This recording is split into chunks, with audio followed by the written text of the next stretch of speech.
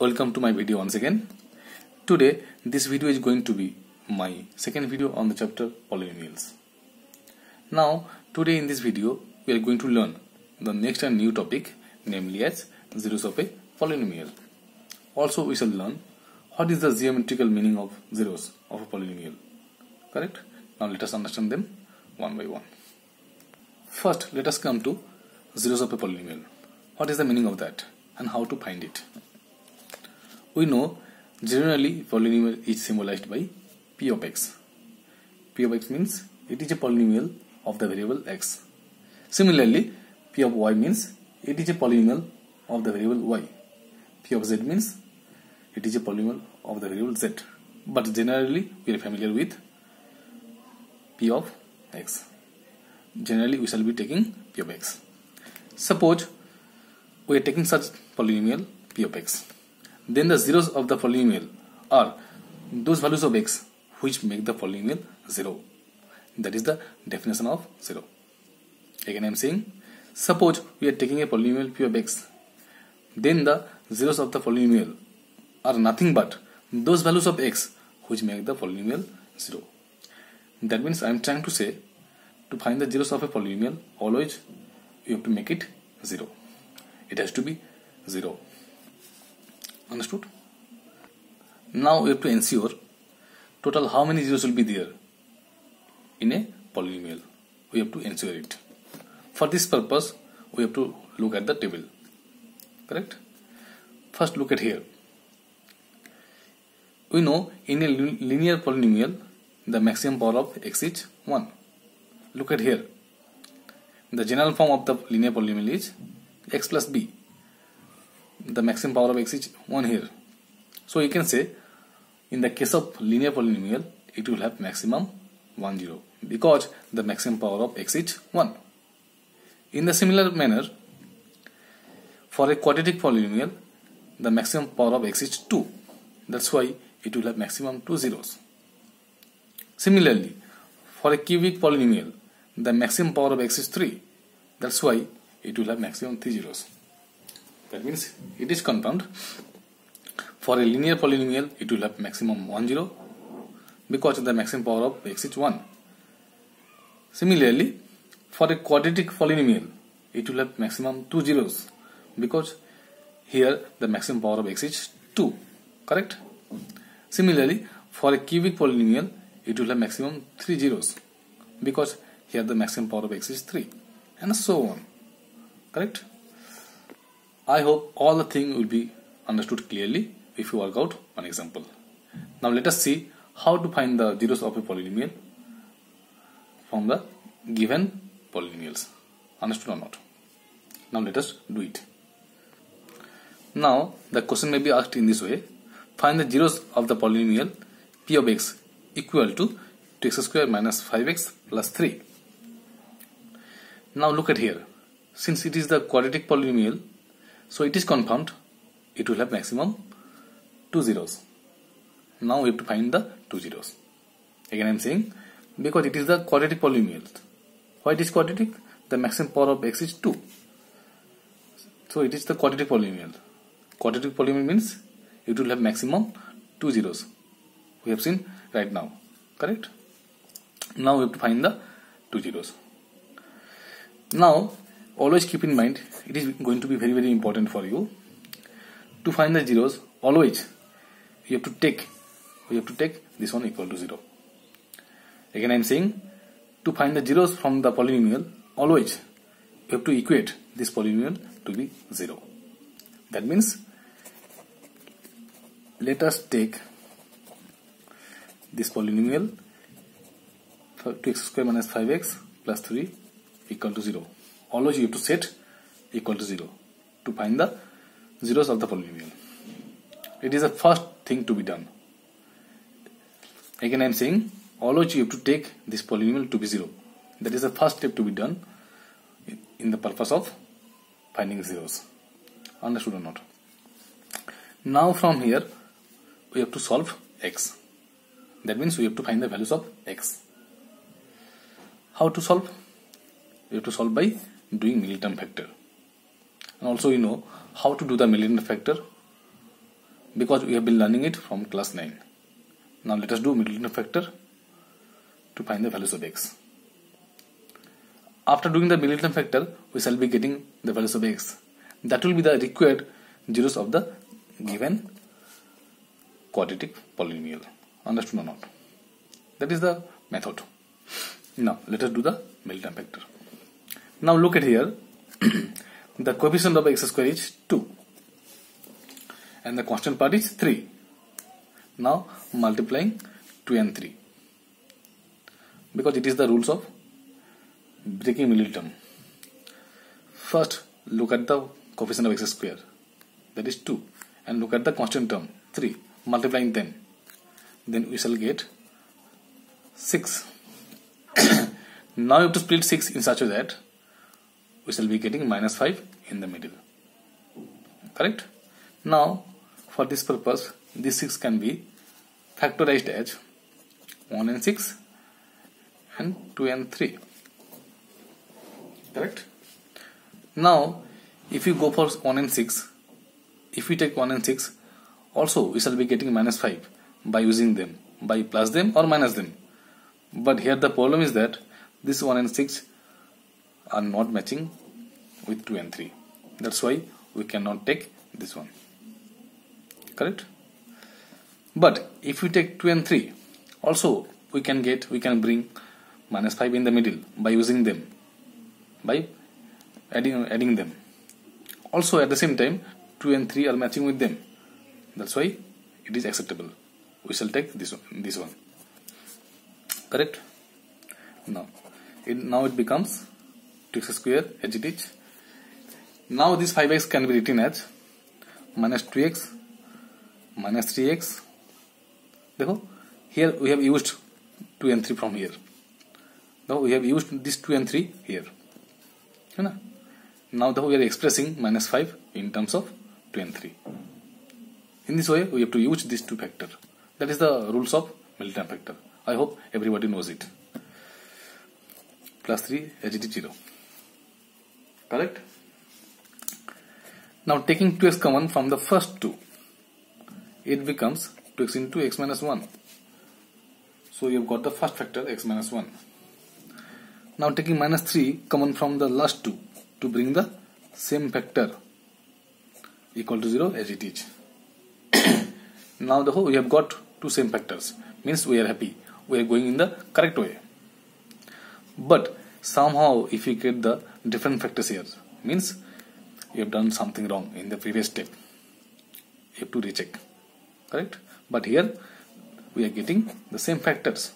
We are happy, means we are going in the correct way. Now this x minus 1 is the common from the whole. Taking x minus 1 common from the whole, it becomes x minus 1 into 2x minus 3 equal to 0. Correct?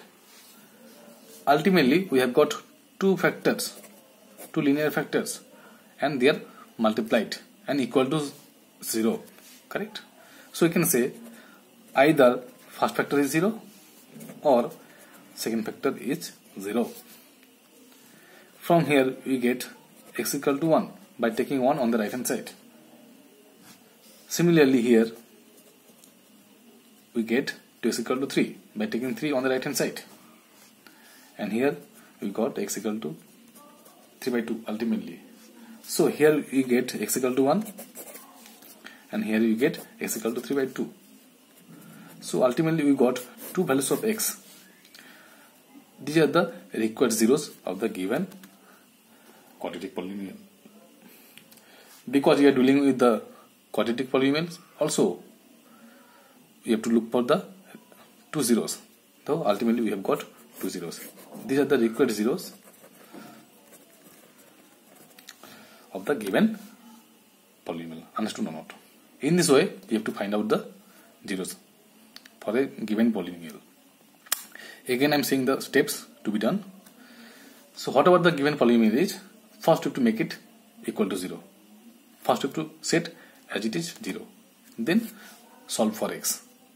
Ultimately we shall be getting the values of x after solving.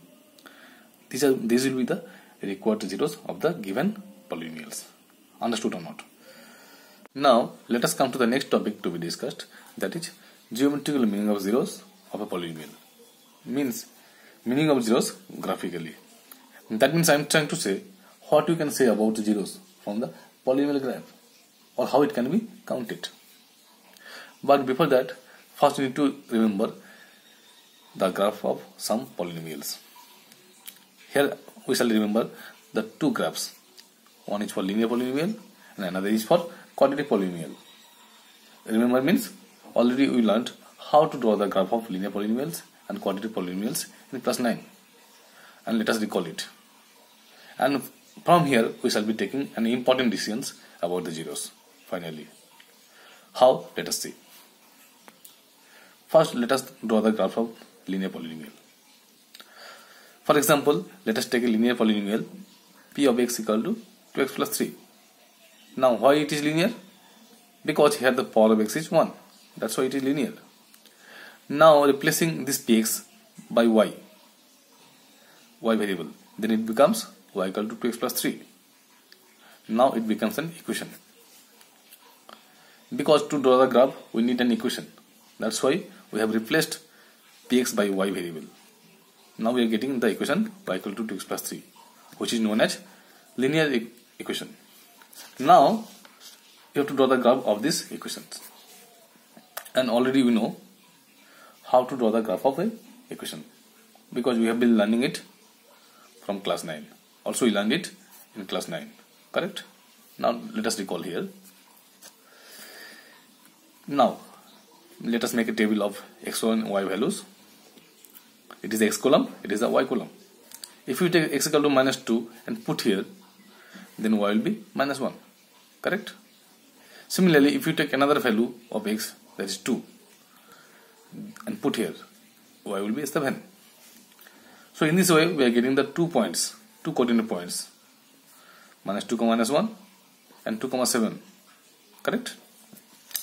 Now you have to establish this point in the graph paper, coordinate plane. Just try to remember how to plot the points. First look at the point 2, 7. Here both x and y both are positive. So here it is clear this point will be lying in the first quadrant. Now let us plot. Already we know how to plot it. I am not going to show you because already we learned in class 9. So how to plot the points, it will be as a homework. Correct? You can check at the home. First let us plot the point 2, 7 here. Now give the name as P. Now let us come to the another point to plot. Minus 2, minus 1. It will be lying in the third quadrant because here both are negative. So let us plot here. So we have plotted it. Right? Give the name as Q. Now joining P and Q. Now we shall get a straight line. That is the required graph of this equation. Or we can say it is the required graph of this linear polynomial A. Understood or not? So from here we are going to get some decisions. What are they? For a linear polynomial, always the graph will be straight line. No? Already we have proved. Already we have seen that the graph will be a straight line. That is the decision 1. Now look at the graph. Now here the straight line, it is intersecting with the x-axis at one point. It is cutting with the x-axis exactly at one point. So you can say from here the linear polynomial A will have only 1, 0 because the line or graph is intersecting with the x-axis at one point. That is the decision 2. Again I am saying the decisions one by one because it is very, very important to understand. Because from here we shall be taking an important decisions, important conclusion. The first decision is that for a linear polynomial, always the graph will be a straight line. That is the decision 1. Now look at here, the straight line is cutting with the x-axis at exactly one point. So from here we can say the linear polynomial A will have only 1, 0 because it is intersecting with the x-axis at one point. That's why you can say the linear polynomial A will have only one zero. That is the decision 2.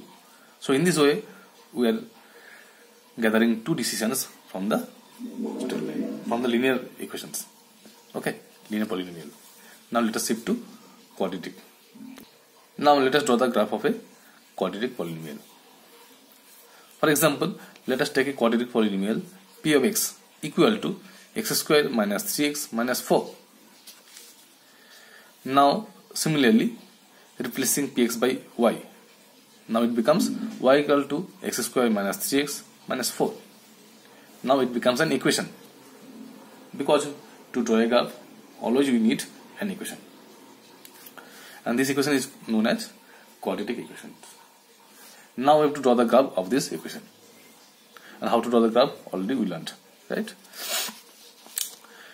So here similarly let us make the table for xy values. If we take x equal to minus 2 here, y will become 6. If you take x equal to minus 1, y will become 0. If we take x equal to 0, y will be minus 4. If we take x equal to 1 here, y will be minus 6. If we take x equal to 2 here, y will be minus 6. For x equal to 3, y will be minus 4. For x equal to 4, y will be 0. And finally, for x equal to 5, y will be 6. So we can check the table, how it is coming at the home. Okay. So in this way, we are getting 8 points, 8 coordinate points. What are they? Minus 2, 6, first one. Minus 1, 0, second one. 0, minus 4, third one. 1, minus 6, fourth one. 2, minus 6, fifth one. 3, minus 4, sixth one. 4, 0, seventh one. And finally 5, 6. It is the 8th point. So in this way, we have got 8 points. Correct? Now we have to plot these 8 points in the Cartesian coordinate plane, means in the graph paper. Now if we plot these 8 points in the graph paper, we shall be getting this type of graphs. We shall be getting this type of geometric shape. And how the graph is coming, it will be your homework, because already you know it, how to plot the points. It will be as a homework. Understood or not? Now, so what do we get here? If we plot all the 8 points in the graph paper according to quadrant, we shall be getting this type of geometric shape, this type of graph. So this graph is named as parabola. So you can say it is the required graph of this quadratic equations, or you can say it is the required graph of this quadratic polynomial B. So like linear, we are going to get some decisions from here. What is that? For a quadratic polynomial, always the graph will be this shape, means parabola. That is the decision 1. Now look at the graph here. This graph is cutting with the x-axis at exactly 2 distinct points, A and A dash. Correct? So you can say from here, the quadratic polynomial B will have 2 zeros, because the graph is intersecting with the x-axis at 2 distinct points. That is the decision 2. Again I am saying the decisions. Here, for a quadratic polynomial, always the graph will be a parabola, means this shape. That is the decision 1. And here we see this graph is cutting with the x-axis at exactly 2 distinct points. That's why we can claim the quadratic polynomial B will have 2 zeros. Understood or not? That is the decision 2.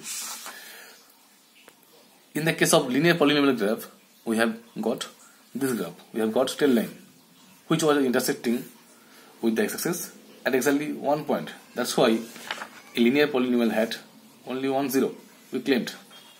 Now what is happening in the quadratic polynomial?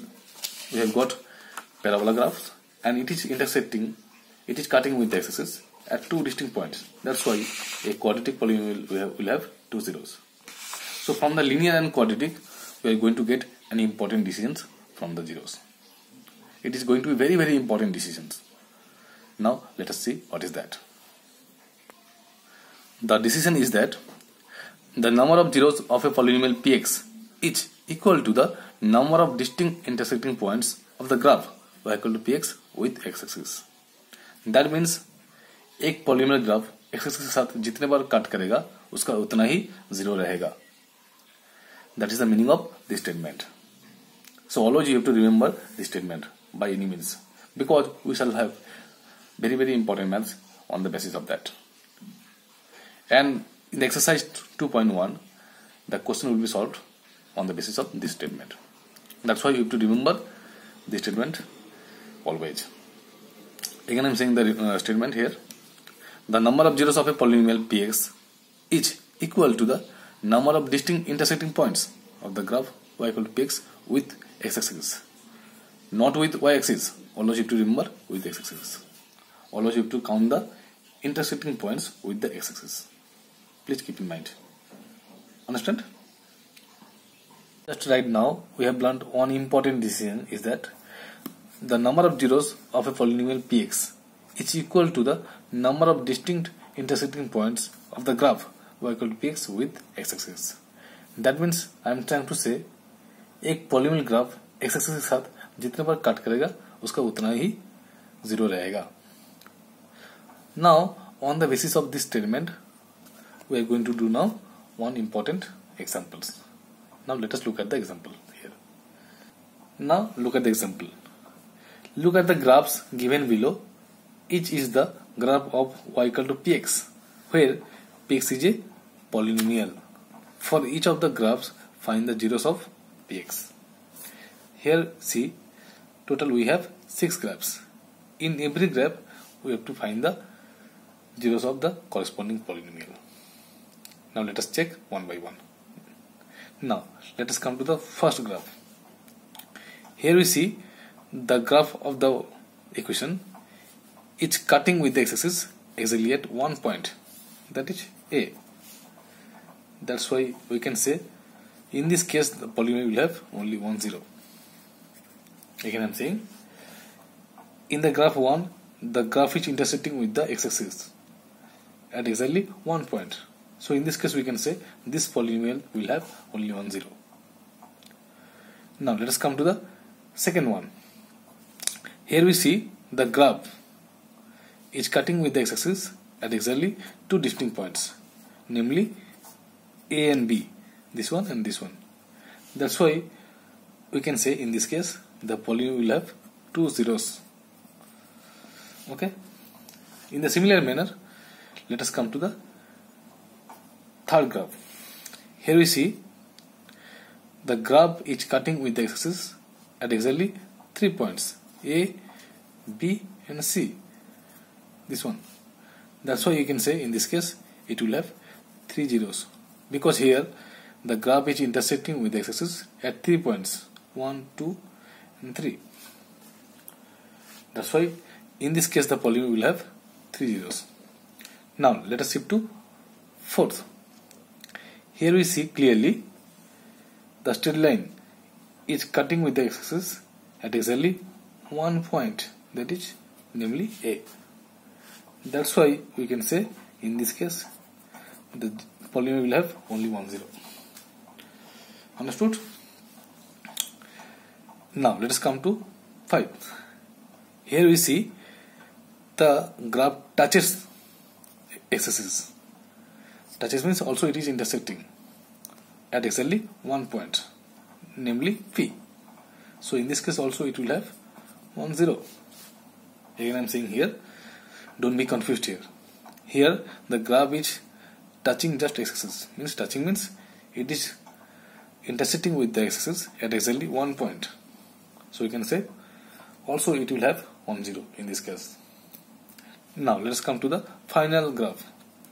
Here we see the graph is intersecting with the x-axis at 4 points, namely A, B, C and D. That's why you can say in this case the polynomial will have 4 zeros. Understood or not? In this case clearly the graph is intersecting with the x-axis at exactly 4 points, 1, 2, 3, 4 ABCD points. That's why in this case the polynomial will have 2 zeros. Understood or not? Now in the exercise 2.1 in the NCERT books question number 1 will be as a homework, because the question number 1 is totally same, exactly same with the question number this one. So you have to show in the similar manner. That's why the question number 1 will be as a homework in the exercise 2.1. Understood? Now today I stop here. Please for those days be healthy, be safe and stay at home. Thank you very much.